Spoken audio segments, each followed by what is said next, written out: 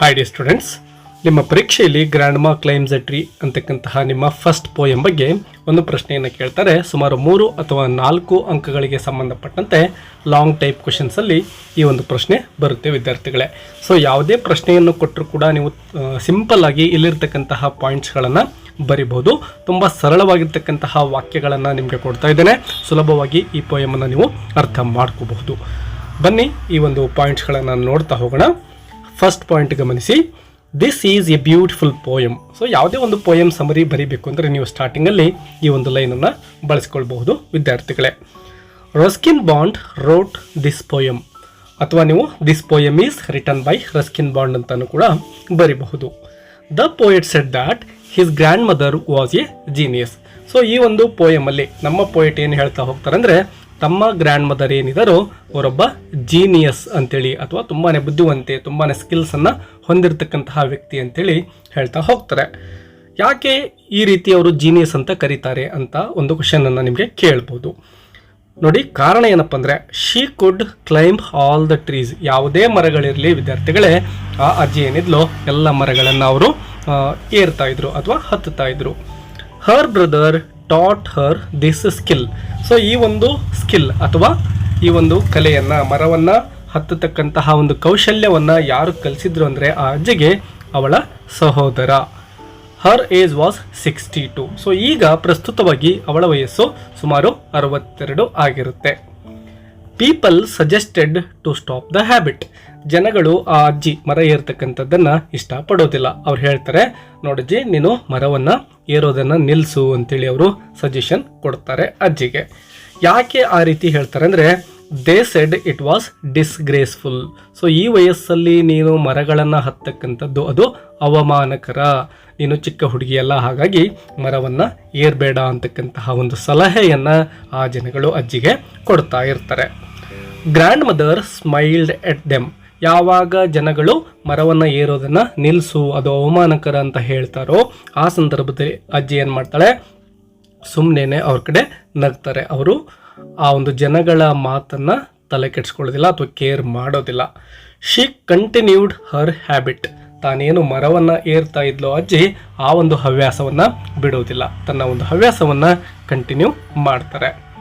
ಇಂತಹ ಸಂದರ್ಭದಲ್ಲಿ ಒಂದಿನ ಏನಾಗುತ್ತೆ ನೋಡಿ, one day she got stuck on A tree. So ಒಂದು ಸಾರಿ ಮರದ ಮೇಲೆ ಇವ್ರು ಏನಾಗ್ತಾರೆ, ಅಜ್ಜಿ ಸ್ಟಕ್ ಆಗಿಬಿಡ್ತಾರೆ. ಅಂದರೆ ಮರವನ್ನೇನೋ ಏರ್ಬಿಡ್ತಾರೆ, ಅಲ್ಲಿಂದ ಇಳಿಲಿಕ್ಕೆ ಸಾಧ್ಯ ಆಗೋದಿಲ್ಲ. ಅಂತಹ ಒಂದು ಪರಿಸ್ಥಿತಿಗೆ ಅಜ್ಜಿ ಒಳಗಾಗ್ತಾರೆ. ಪೀಪಲ್ ಸೇವ್ಡ್ ಹರ್, ಅಥವಾ ಹರ್ ನೇಬರ್ಸ್, ಅಕ್ಕಪಕ್ಕದ ಜನಗಳೇನಿದ್ರು ಅವರು ಬಂದು ಅಜ್ಜಿಯನ್ನು ಮರದಿಂದ ಕೆಳಗಡೆ ಇಳಿಸ್ಲಿಕ್ಕೆ ಸಹಾಯವನ್ನು ಮಾಡ್ತಾರೆ. She was ill. ಸೊ ಅವಳು ಮರದಿಂದ ಕೆಳಗಡೆ ಬಂದ ಮೇಲೆ ಅವಳು ಸ್ವಲ್ಪ ಹುಷಾರು ತಪ್ತಾಳೆ, ಅವಳ ಆರೋಗ್ಯ ಕೆಡುತ್ತೆ. ಆ ಸಂದರ್ಭದಲ್ಲಿ ಡಾಕ್ಟರನ್ನು ಕರೆಯಲಾಗುತ್ತೆ. Doctor treated her. ಡಾಕ್ಟರ್ ಬಂದು ಟ್ರೀಟ್ಮೆಂಟ್ ಕೊಡ್ತಾರೆ. ಬಂದವರು ಒಂದು ಸಜೆಷನ್ ಕೂಡ ಹೇಳ್ತಾರೆ ಅಜ್ಜಿಗೆ. ಏನಪ್ಪ ಅಂದರೆ, the doctor suggested her to take a rest for a week. ಸುಮಾರು 1 ವಾರಗಳ ಕಾಲ ನೀನು ಮರವನ್ನು ಏರೋದು ಬೇಡ ಅಥವಾ ಎಲ್ಲೂ ಕೂಡ ತಿರುಗಾಡೋದು ಬೇಡ, 1 ವಾರ ರೆಸ್ಟ್ ಮಾಡಬೇಕಾಗುತ್ತೆ ಅಂತಕ್ಕಂತಹ ಒಂದು ಅಡ್ವೈಸನ್ನು ಡಾಕ್ಟರ್ ಅಜ್ಜಿಗೆ ಕೊಡ್ತಾರೆ. ಇಟ್ ವಾಸ್ ಲೈಕ್ ಹೆಲ್. ಹೆಲ್ ಅಂದರೆ ನರಕ ಅಂಥೇಳಿ ನಾವು ಹೇಳ್ತೇವೆ. ಅಜ್ಜಿಗೆ ಆ 1 ವಾರಗಳ ಕಾಲ ಬೆಡ್ ರೆಸ್ಟ್ ಮಾಡಬೇಕಾಯ್ತಲ್ವಾ, ಅಂದರೆ ಹೊರಗಡೆ ಹೋಗ್ದೇನೆ ಮರಗಳನ್ನು ಏರ್ತಕ್ಕಂತಹ ಹವ್ಯಾಸವನ್ನು ನಿಲ್ಲಿಸಬೇಕಾಯ್ತು. ಆ ಒಂದು ಟೈಮ್ ಏನಿತ್ತು ಅದು ನರಕದ ರೀತಿ ಅಜ್ಜಿಗೆ ಅನುಭವ ಆಗುತ್ತೆ. ಯಾಕೆಂದರೆ ಅಷ್ಟು ದಿನಗಳ ಕಾಲ ಅವಳು ಯಾವತ್ತೂ ಕೂಡ ಮರವನ್ನು ಏರದೇ ಇರತಕ್ಕಂತಹ ದಿನವೇ ಇರಲಿಲ್ಲ. ಇದ್ದಕ್ಕಿದ್ದ ಹಾಗೆ ಆ ಒಂದು ಮರವನ್ನು ಏರ್ತಕ್ಕಂಥದ್ದನ್ನು ನಿಲ್ಲಿಸು ಅಂದಾಗ ಅಜ್ಜಿಗೆ ತುಂಬಾ ಬೇಸರ ಆಗುತ್ತೆ. ಅದೊಂದು ನರಕದ ರೀತಿ ಅವಳಿಗೆ ಅನುಭವ ಆಗುತ್ತೆ. She called her son. So ಈ ಸಂದರ್ಭದಲ್ಲಿ ಏನು ಮಾಡ್ತಾಳೆ, ತನ್ನ ಮಗನನ್ನು, ಅಂದರೆ ನಮ್ಮ ಪೋಯೆಟ್ ಏನಿದ್ರಲ್ವ ಅವರ ತಂದೆಯನ್ನು ಕರಿತಾ ಇದ್ದಾಳೆ.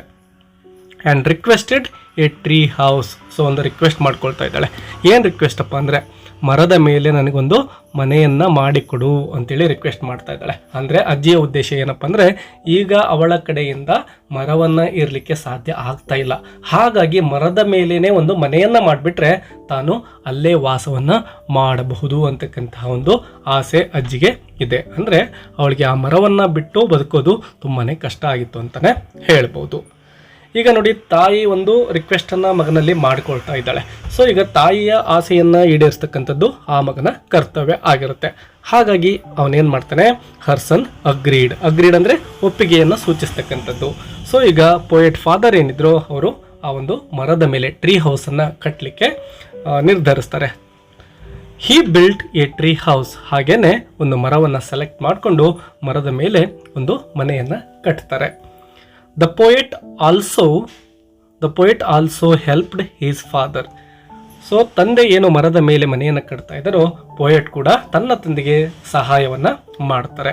ಗ್ರ್ಯಾಂಡ್ ಮಾ moved to the tree house. So ಆ ಒಂದು ಮರದ ಮೇಲೆ ಮನೆ ನಿರ್ಮಾಣ ಆದ ಮೇಲೆ ತಂದೆ ಏನು ನಿರ್ಮಿಸ್ತಾರೋ ಗ್ರ್ಯಾಂಡ್ ಮದರ್ ಏನು ಮಾಡ್ತಾರೆ, ಆ ಮರದ ಮೇಲೆ ವಾಸ ಮಾಡಲಿಕ್ಕೆ ಹೋಗ್ತಾರೆ. ಅಂದರೆ ಮರದ ಮೇಲಿನ ಮನೆಯಲ್ಲಿ ಅವರು ವಾಸ ಮಾಡಲಿಕ್ಕೆ ಆರಂಭಿಸ್ತಾರೆ. The poet supplied her food and drinks.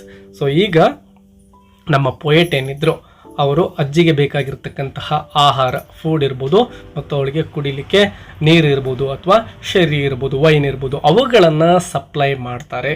So ಈ ರೀತಿ ಗ್ರ್ಯಾಂಡ್ ಮದರ್ ಮರದ ಮೇಲೆ ವಾಸ ಮಾಡಲಿಕ್ಕೆ ಆರಂಭಿಸ್ತಾರೆ. ವಿದ್ಯಾರ್ಥಿಗಳೇ ನೋಡಿ, ವಿದ್ಯಾರ್ಥಿಗಳೇ ತುಂಬ ಸಿಂಪಲ್ ಆಗಿರತಕ್ಕಂತಹ ಪಾಯಿಂಟ್ಸ್ ರೂಪದಲ್ಲಿ ಈ ಒಂದು ಸಮರಿಯನ್ನು ನಿಮಗೆ ಕೊಟ್ಟಿದ್ದೇನೆ.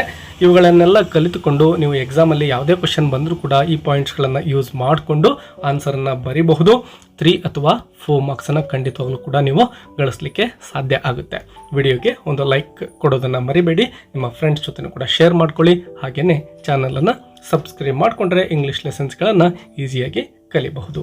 ಮತ್ತೆ ಸಿಗೋಣ. Take care and keep learning.